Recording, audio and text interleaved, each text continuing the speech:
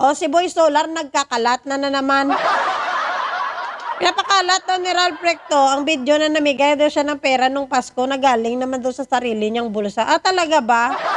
Matanong ka namin na saan na yung pinangako mo na proyekto na solar ng bayan na bilyon-bilyon ang kinuha mo doon? Kaya ka nga nagkaroon ng penalty ng 24 billion eh. Diba? Nasaan na yung proyekto mo na solar ng bayan nung panahon ng tatay niyong karton? Nasaan na? Dami mong hanas, masyado kang malinis.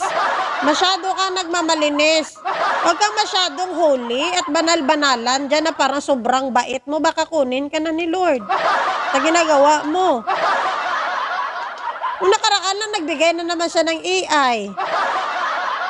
Nung nakaraan lang nagmamalinis na naman siya. Tapos ang kanyang tatay pala convicted naman na murderer din.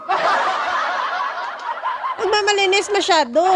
Alam namin na kayo dyan, masyado kayong maingay kasi may sari-sarili kayong mga kabahuan. Lalong-lalo ka na alam ng taong bayan na si Solar Boy ka. Huwag kang masyadong magmalinis, alam na namin ang ginawa mo. Sa project ng solar ng bayan.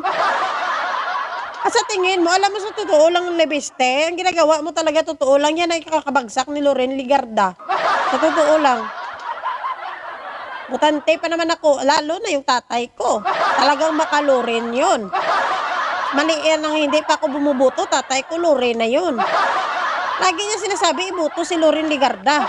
Pero sa ginagawa mo, Lebiste, ngayon, ay iwang ko lang talaga. Iyan talaga ikakabagsak ng nanay mo pag hindi ka talaga tumigil talaga. Yan talaga magtatapos ng karir ng nanay mo sa ginagawa mo. Alam mo, Madam Loren, kung ako sa'yo, Madam Loren, wag mong hayaan yung anak mo na magkalat dito. Sa totoo lang. Kasi yan ang ikakatalon sa susunod. Magpakatotoo na lang kayo kung ano yung katotohanan at kung may nagawa man kayong kasalanan, di antayin nyo na lang yung punishment sa inyo at consequences. Ganon. Huwag na kayo magsusigig, ngaw dyan kasi walang malinis sa inyo ng mga politisyan. Lahat kayo, may tinatago kayo. May kanya-kanya kayong mga sikrito at pagalingan na lang kayo ng pagtago. Kaya tigil-tigilan nyo na yung taong bayan. Graduate na yung taong bayan sa mga ganyan. Wala na yan epekto sa totoo lang. Mga old strategies na yan yung strategy, na yan yung panira. Old strategy na yan. No? Old strategy na yan, bupols na lang yung maniwala at mamanipula sa ganyan. So, tigil-tigilan mo na, Lebiste. Tigilan mo na yan, Doy. Tigilan mo na yan, Solar Boy. Harapin mo na lang yung 24 billion na penalty sa'yo at ang kaso ng DOE sa'yo. Yun ang sagutin mo.